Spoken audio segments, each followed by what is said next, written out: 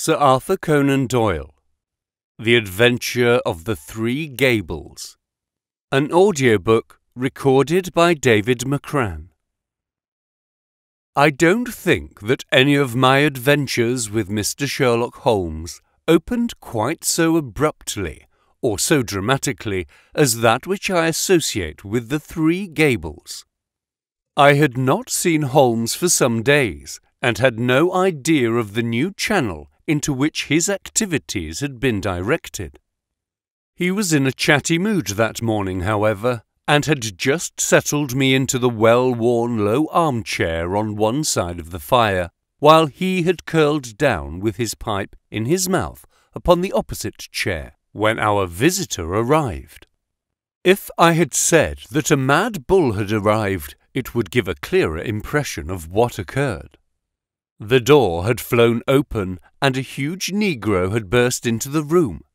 He would have been a comic figure if he had not been terrific, for he was dressed in a very loud grey-checked suit with a flowing salmon-coloured tie. His broad face and flattened nose were thrust forward, as his sullen dark eyes, with a smouldering gleam of malice in them, turned from one of us to the other. "Which of you gentlemen is Massa Holmes?" he asked. Holmes raised his pipe with a languid smile. "Oh, it's you, is it?" said our visitor, coming within an unpleasant, stealthy step round the angle of the table. "See here, Massa Holmes, you keep your hands out of other folks' business. Leave folks to manage their own affairs. Got that, Massa Holmes?" "Keep on talking," said Holmes. "It's fine." "Oh, it's fine, is it?" growled the savage. "It won't be so damn fine if I have to trim you up a bit. I have handled your kind before now, and they didn't look fine when I was through with them. Look at that, Massa Holmes." He swung a huge knotted lump of a fist under my friend's nose. Holmes examined it closely with an air of great interest.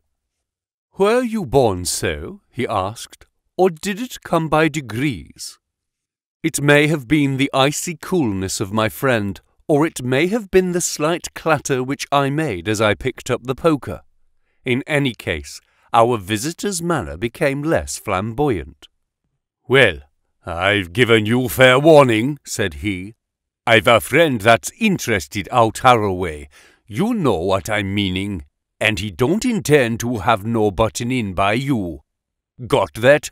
You ain't the law, and I ain't the law either, and if you come in, I'll be on hand also. Don't you forget it." "I've wanted to meet you for some time," said Holmes. "I won't ask you to sit down, for I don't like the smell of you, but aren't you Steve Dixie, the bruiser?" "That's my name, Massa Holmes, and you'll get put through it for sure if you give me any lip." "It is certainly the last thing you need," said Holmes, staring at our visitor's hideous mouth. "But it was the killing of young Perkins outside the Holborn—" "Bah! What? You're not going?" The negro had sprung back, and his face was leaden. "I won't listen to no such talk," said he. "What have I to do with this 'ere Perkins, Massa Holmes? I was training at the bullring in Birmingham when this boy done gone get into trouble." "Yes, you'll tell the magistrate about it, Steve," said Holmes. "I've been watching you and Barney Stockdale." "So help me the Lord, Massa Holmes." "That's enough. Get out of it. I will pick you up when I want you." "Good morning, Massa Holmes. I hope there ain't no hard feelings about this 'ere visit." "There will be, unless you tell me who sent you." "Why, there ain't no secret about that, Massa Holmes. It was the same gentleman that you have just done gone mention." "And who set him onto it?" "S'help me, I don't know, Massa Holmes. He just say, 'Steve, you go see Mr. Holmes, and tell him his life ain't safe if he go down Harrow way.' That's the whole truth." Without waiting for any further questioning, our visitor bolted out of the room almost as precipitately as he had entered. Holmes knocked out the ashes of his pipe with a quiet chuckle. "I'm glad you were not forced to break his woolly head, Watson." I observed your manoeuvres with the poker, but he is really rather a harmless fellow, a great muscular, foolish, blustering baby, and easily cowed, as you have seen.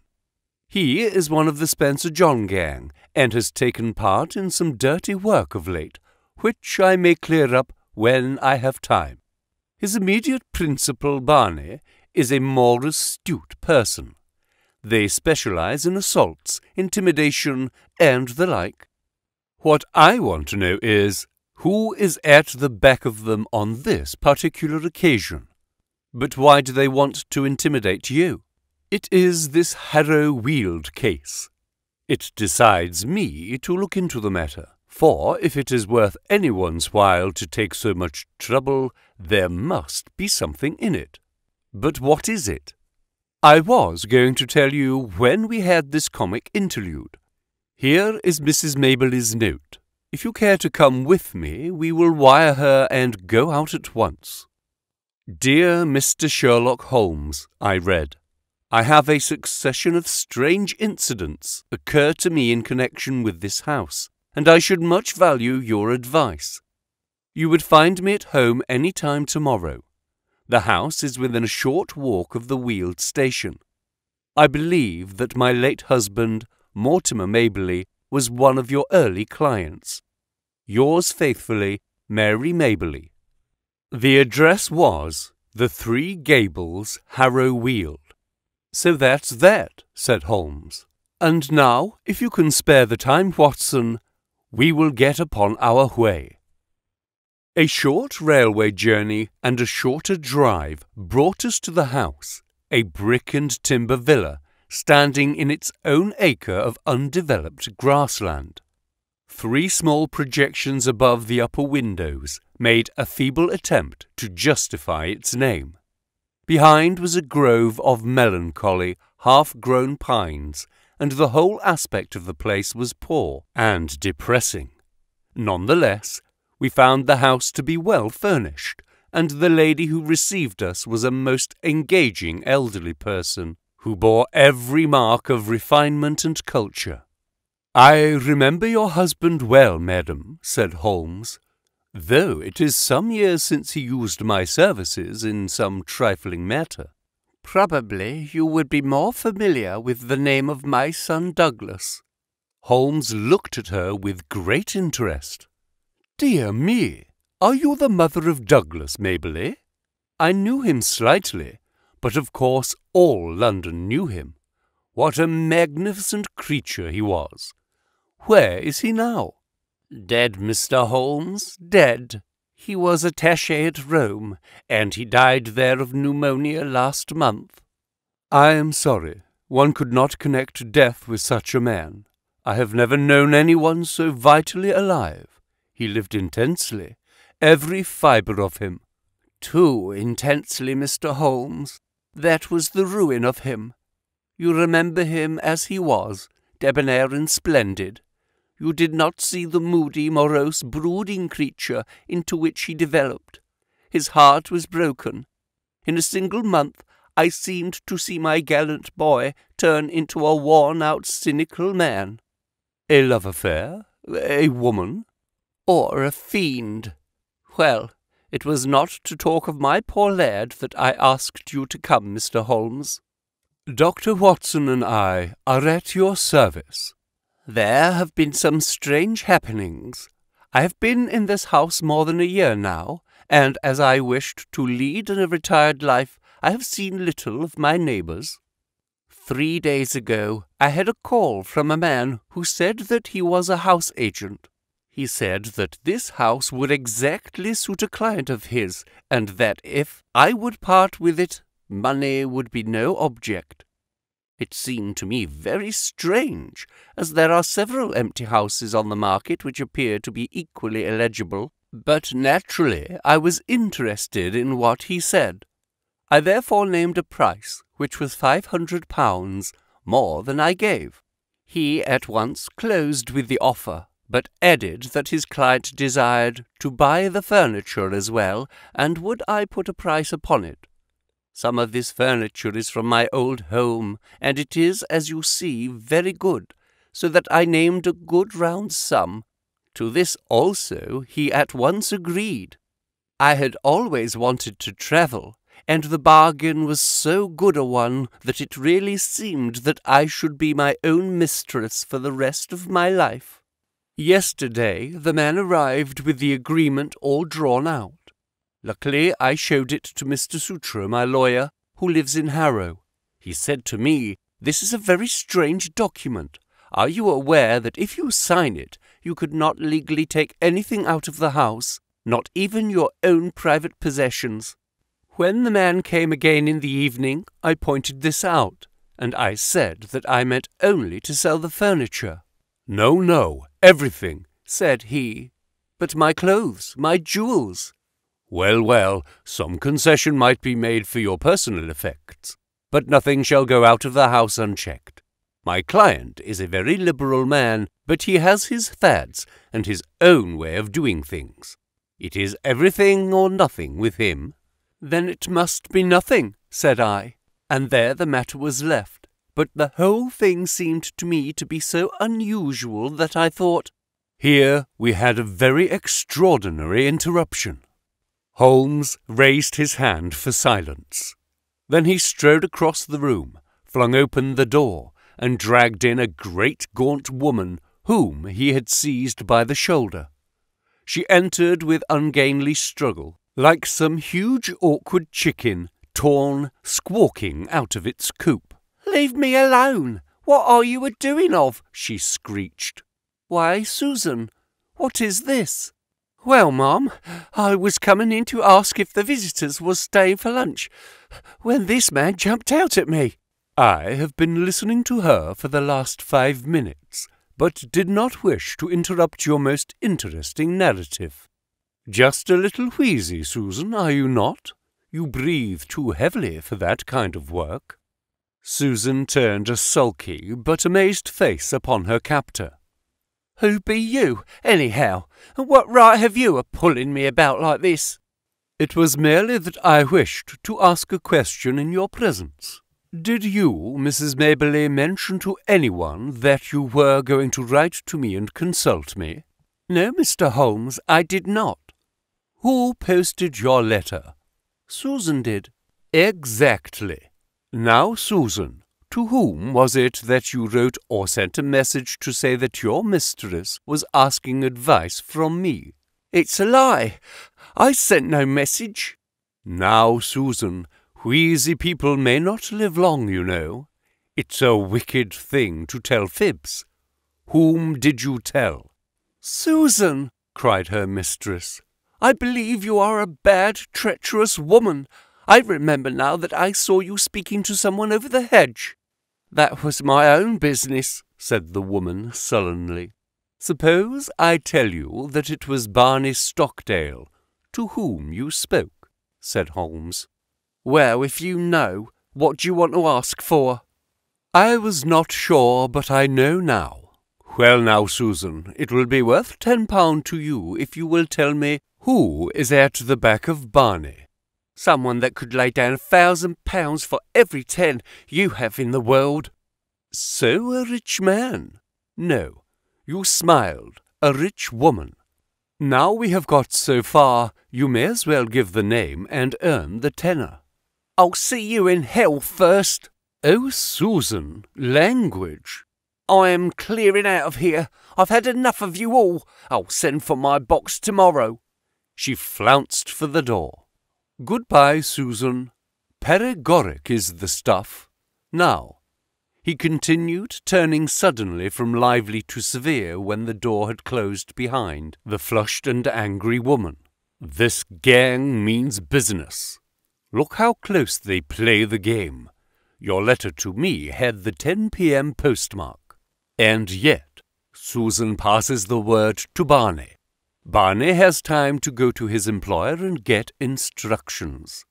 He or she, I incline to the letter from Susan's grin when she thought that I had blundered, forms a plan. Black Steve is called in, and I am warned off by 11 o'clock next morning. That's quick work, you know." "But what do they want?" "Yes, that's the question. Who had the house before you? A retired sea captain called Ferguson. Anything remarkable about him? Not that I ever heard of. I was wondering whether he could have buried something. Of course, when people bury treasure nowadays, they do it in the post office bank. But there are always some lunatics about. It would be a dull world without them. At first I thought of some buried valuable. But why, in that case, should they want your furniture? You don't happen to have a Raphael or a First Folio Shakespeare without knowing it? No, I don't think I have anything rarer than a Crown Derby tea set. That would hardly justify all this mystery. Besides, why should they not openly state what they want? If they covet your tea set, they can surely offer a price for it without buying you out, lock, stock, and barrel.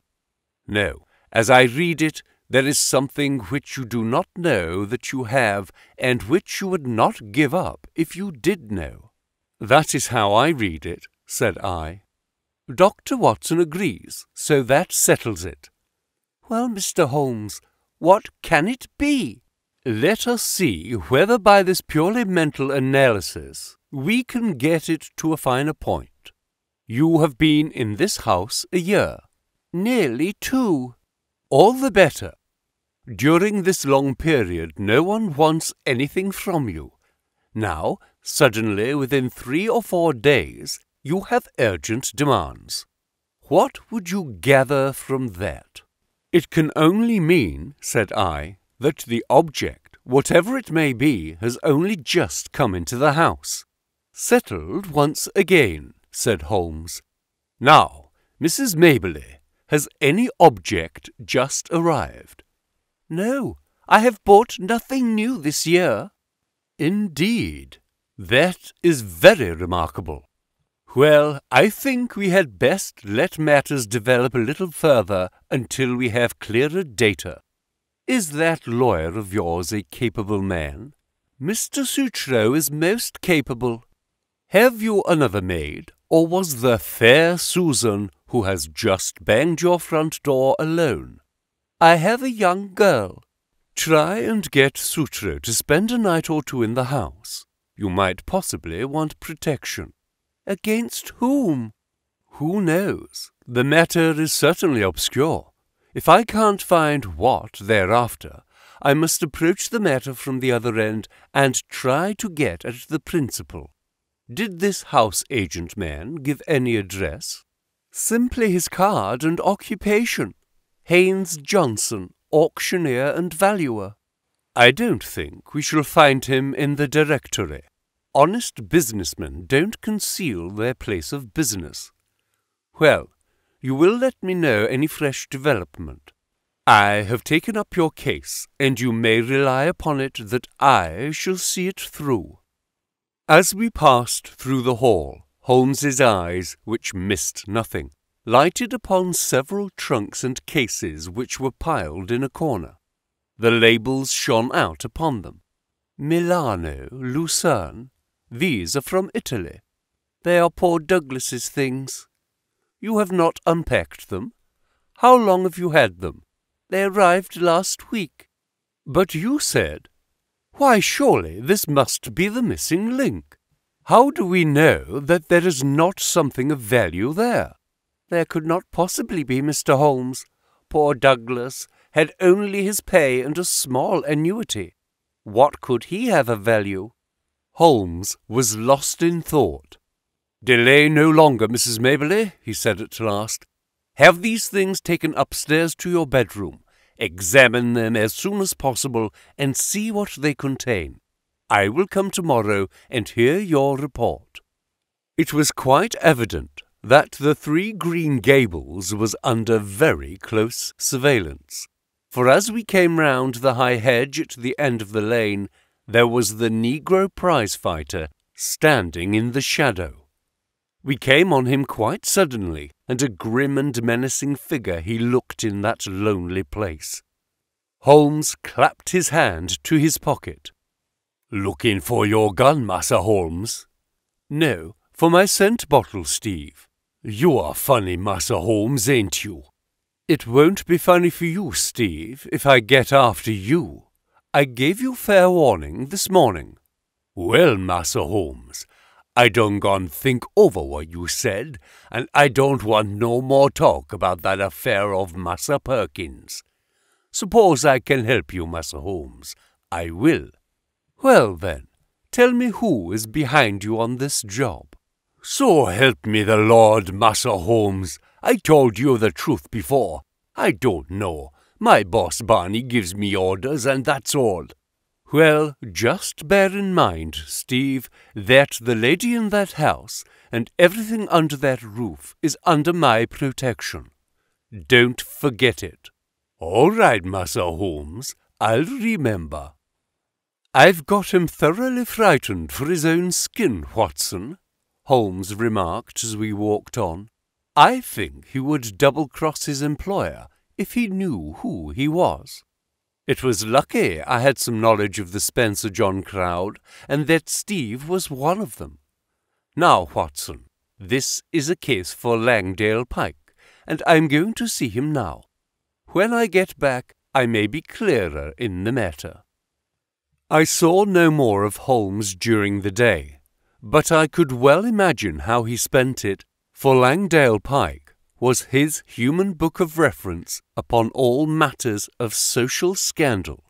This strange languid creature spent his waking hours in the bow window of a St. James's Street club, and was the receiving station, as well as the transmitter, for all the gossip of the metropolis. He made, it was said, a 4-figure income by the paragraphs which he contributed every week to the garbage papers which cater to an inquisitive public. If ever, far down in the turbid depths of London life, there was some strange swirl or eddy, it was marked with automatic exactness by this human dial upon the surface. Holmes discreetly helped Langdale to knowledge, and on occasion was helped in turn. When I met my friend in his room early next morning, I was conscious from his bearing that all was well, but none the less a most unpleasant surprise was awaiting us. It took the shape of the following telegram. Please come out at once. Client's house burgled in the night. Police in possession. Sutro. Holmes whistled. Whew. The drama has come to a crisis, and quicker than I had expected. There is a great driving power at the back of this business, Watson, which does not surprise me after what I have heard. This Sutro, of course, is her lawyer. I made a mistake. I fear in not asking you to spend the night on guard. This fellow has clearly proved a broken reed. Well, there is nothing for it but another journey to Harrow Weald. We found the Three Gables a very different establishment to the orderly household of the previous day. A small group of idlers had assembled at the garden gate, while a couple of constables were examining the windows and the geranium beds. Within, we met a grey old gentleman who introduced himself as the lawyer, together with a bustling rubicund inspector who greeted Holmes as an old friend. Well, Mr. Holmes, no chance for you in this case, I'm afraid. Just a common ordinary burglary, and well within the capacity of the poor old police. No experts need apply. I am sure the case is in very good hands, said Holmes. Merely a common burglary, you say? Quite so. We know pretty well who the men are and where to find them. It is that gang of Barney Stockdale with the big nigger in it. They've been seen about here. Excellent. What did they get? Well, they don't seem to have got much. Mrs. Maberley was chloroformed and the house was... Ah, here is the lady herself. Our friend of yesterday, looking very pale and ill, had entered the room, leaning upon a little maidservant. You gave me good advice, Mr. Holmes, she said, smiling ruefully. "Alas, I did not take it. I did not wish to trouble Mr. Sutro, and so I was unprotected." "I only heard of it this morning," the lawyer explained. "Mr. Holmes advised me to have some friend in the house. I neglected his advice, and I have paid for it." "You look wretchedly ill," said Holmes. "Perhaps you are hardly equal to telling me what occurred." "It is all here," said the inspector, tapping a bulky notebook. "Still, if the lady is not too exhausted—" "There is really so little to tell. I have no doubt that wicked Susan had planned an entrance for them. They must have known the house to an inch. I was conscious for a moment of the chloroform rag which was thrust over my mouth, but I have no notion how long I may have been senseless. I was conscious for a moment of the chloroform rag which was thrust over my mouth, but I have no notion how long I must have been senseless. When I woke, one man was at the bedside and another was rising with a bundle in his hand from among my son's baggage, which was partially opened and littered over the floor. Before he could get away, I sprang up and seized him." "You took a big risk," said the inspector. "I clung to him, but he shook me off, and the other may have struck me, for I can remember no more. Mary the maid heard the noise and began screaming out of the window. That brought the police, but the rascals had got away." "What did they take?" "Well, I don't think there is anything of value missing. I am sure there was nothing in my son's trunks." "Did the men leave a clue?" "There was one sheet of paper which I may have torn from the man that I grasped. It was lying all crumpled on the floor. It is in my son's handwriting."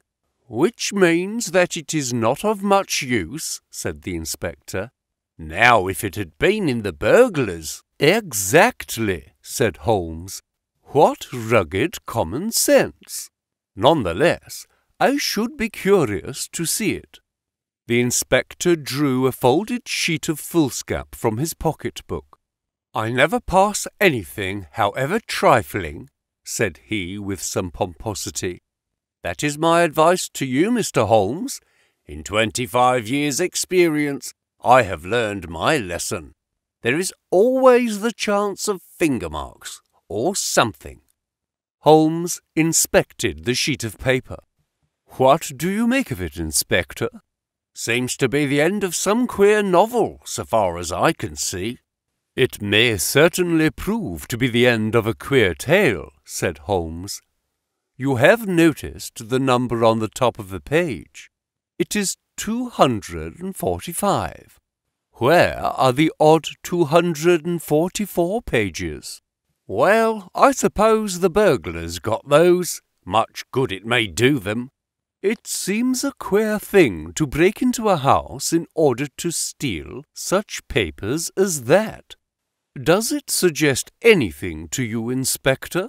"Yes, sir. It suggests that in their hurry the rascals just grabbed at what came first to hand. I wish them joy of what they've got." "Why should they go to my son's things?" asked Mrs. Maberley. "Well, they found nothing valuable downstairs, so they tried their luck upstairs. That is how I read it. What do you make of it, Mr. Holmes?" "I must think it over, Inspector. Come to the window, Watson." Then, as we stood together, he read over the fragment of paper. It began in the middle of a sentence and ran like this. Face bled considerably from the cuts and blows, but it was nothing to the bleeding of his heart as he saw that lovely face, the face for which he had been prepared to sacrifice his very life, looking out at his agony and humiliation. She smiled. Yes, by heaven, she smiled, like the heartless fiend she was, as he looked up at her. It was at that moment that love died and hate was born. Man must live for something. If it is not for your embrace, my lady, then it shall surely be for your undoing and my complete revenge." "Queer grammar," said Holmes with a smile, as he handed the paper back to the inspector. "Did you notice how the he suddenly changed to my? The writer was so carried away by his own story that he imagined himself at the supreme moment to be the hero." "It seemed mighty poor stuff," said the inspector as he replaced it in his book. "What, are you off, Mr. Holmes?" "I don't think there is any more for me to do now that the case is in such capable hands. By the way, Mrs. Maberley, did you say you wished to travel?" "It has always been my dream, Mr. Holmes." "Where would you like to go? Cairo, Madeira, the Riviera?" "Oh, if I had the money, I would go round the world." "Quite so. Round the world. Well, good morning. I may drop you a line in the evening." As we passed the window, I caught a glimpse of the inspector's smile and shake of the head. "These clever fellows have always a touch of madness." That was what I read in the inspector's smile. "Now, Watson, we are at the last lap of our little journey," said Holmes, when we were back in the roar of central London once more. "I think we had best clear the matter up at once, and it would be well that you should come with me, for it is safer to have a witness when you are dealing with such a lady as Isadora Klein." We had taken a cab and were speeding to some address in Grosvenor Square. Holmes had been sunk in thought, but he roused himself suddenly. "By the way, Watson, I suppose you see it all clearly?" "No, I can't say that I do. I only gather that we are going to see the lady who is behind all this mischief." "Exactly. But does the name Isadora Klein convey nothing to you? She was, of course, the celebrated beauty. There was never a woman to touch her. She is pure Spanish, the real blood of the masterful conquistadors, and her people have been leaders in Pernambuco for generations. She married the aged German sugar king Klein, and presently found herself the richest as well as the most lovely widow upon earth. Then there was an interval of adventure when she pleased her own tastes. She had several lovers, and Douglas Maberley, one of the most striking men in London, was one of them. It was, by all accounts, more than an adventure with him. He was not a society butterfly, but a strong, proud man who gave and expected all. But she is the belle dame sans merci of fiction. When her caprice is satisfied, the matter is ended, and if the other party in the matter can't take her word for it, she knows how to bring it home to him. Then that was his own story. Ah, you are piecing it together now. I hear that she is about to marry the young Duke of Lomond, who might almost be her son. His Grace's ma might overlook the age, but a big scandal would be a different matter, so it is imperative. Ah, here we are. It was one of the finest corner houses of the West End. A machine-like footman took up our cards and returned with word that the lady was not at home. "Then we shall wait until she is," said Holmes cheerfully. The machine broke down. "Not at home means not at home to you," said the footman. "Good," Holmes answered. "That means that we shall not have to wait. Kindly give this note to your mistress." He scribbled 3 or 4 words upon a sheet of his notebook, folded it, and handed it to the man. "What did you say, Holmes?" I asked. "I simply wrote, 'Shall it be the police, then?' I think that should pass us in." It did, with amazing celerity. A minute later we were in an Arabian Nights drawing-room, vast and wonderful, in a half-gloom, picked out with an occasional pink electric light. The lady had come, I felt, to that time of life when even the proudest beauty finds the half-light more welcome. She rose from a settee as we entered, tall, queenly, a perfect figure, a lovely mask-like face with two wonderful Spanish eyes which looked murder at us both. "What is this intrusion and this insulting message?" she asked, holding up the slip of paper. "I need not explain, madam. I have too much respect for your intelligence to do so, though I confess that intelligence has been surprisingly at fault of late." "How so, sir?" "By supposing that your hired bullies could frighten me from my work. Surely no man would take up my profession if it were not that danger attracts him. It was you, then, who forced me to examine the case of young Maberley." "I have no idea what you are talking about. What have I to do with hired bullies?" Holmes turned away wearily. "Yes, I have underrated your intelligence. Well, good afternoon. Stop! Where are you going?" "To Scotland Yard." We had not got halfway to the door before she had overtaken us and was holding his arm. She had turned in a moment from steel to velvet. "Come and sit down, gentlemen. Let us talk this matter over. I feel that I may be frank with you, Mr. Holmes. You have the feelings of a gentleman. How quick a woman's instinct is to find out. I will treat you as a friend. I cannot promise to reciprocate, madam. I am not the law, but I represent justice as far as my feeble powers go. I am ready to listen, and then I will tell you how I will act." "No doubt it was foolish of me to threaten a brave man like yourself. What was really foolish, madam, is that you have placed yourself in the power of a band of rascals who may blackmail or give you away." No, I am not so simple.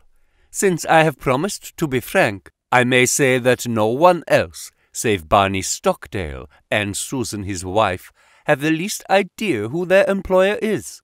As to them, well, it is not the first." She smiled and nodded with a charming coquettish intimacy. "I see you've tested them before. They are good hounds who run silent. Such hounds have a way sooner or later of biting the hand that feeds them. They will be arrested for this burglary. The police are already after them. They will take what comes to them. That is what they are paid for. I shall not appear in the matter, unless I bring you into it." No, you would not. You are a gentleman. It is a woman's secret. In the first place, you must give back this manuscript." She broke into a ripple of laughter and walked to the fireplace. There was a calcined mass which she broke up with the poker. "Shall I give this back?" she asked.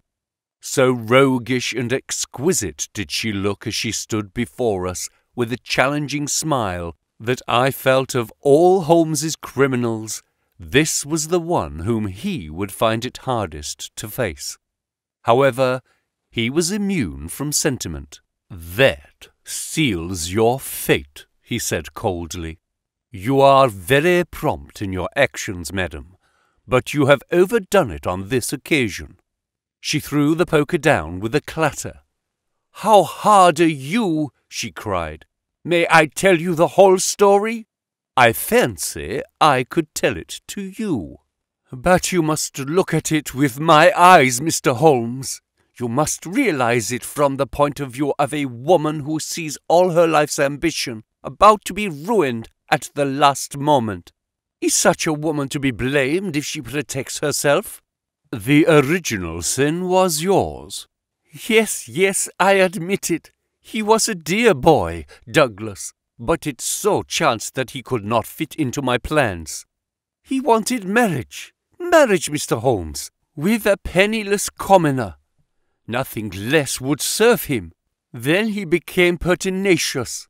Because I had given, he seemed to think that I still must give, and to him only. It was intolerable. At last, I had to make him realize it. By hiring ruffians to beat him under your own window? You do indeed seem to know everything. Well, it's true. Barney and the boys drove him away, and were, I admit, a little rough in doing so. But what did he do then? Could I have believed that a gentleman would do such an act? He wrote a book in which he described his own story. I, of course, was the wolf, he the lamb. It was all there, under different names, of course. But who in all London would have failed to recognize it? What do you say to that, Mr. Holmes? Well, he was within his rights. It was as if the air of Italy had got into his blood and brought with it the cold, cruel Italian spirit. He wrote to me and sent me a copy of his book, that I might have the torture of anticipation. There were 2 copies, he said, one for me, one for his publisher. How did you know the publishers had not reached him? I knew who his publisher was. It is not his only novel, you know. I found out that he had not heard from Italy. Then came Douglas's sudden death. So long as the other manuscript was in the world, there was no safety for me. Of course, it must be among his effects, and these would be returned to his mother. I set the gang at work. One of them got into the house as servant. I wanted to do the thing honestly. I really and truly did. I was ready to buy the house and everything in it. I offered any price she cared to ask. I only tried the other way when everything else had failed. Now, Mr. Holmes, granting that I was too hard on Douglas, and God knows I am sorry for it, what else could I do with my whole future at stake? Sherlock Holmes shrugged his shoulders. Well, well, said he, I suppose I shall have to compound a felony as usual. How much does it cost to go round the world in first-class style? The lady stared in amazement. Could it be done on £5,000? Well, I should think so indeed. Very good. I think you will sign me a cheque for that, and I will see that it comes to Mrs. Maberley. You owe her a little change of air. Meantime, lady, he wagged a cautionary forefinger. Have a care. Have a care. You can't play with edged tools forever without cutting those dainty hands.